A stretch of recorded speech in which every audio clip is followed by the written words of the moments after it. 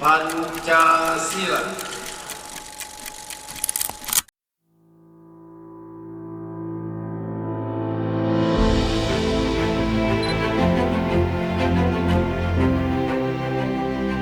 Bapak, Ibu, dan saudara-saudara sebangsa dan tanah air, hari ini 1 Juni 2026 kita kembali berdiri di atas tanah pusaka untuk memperingati hari lahir Pancasila.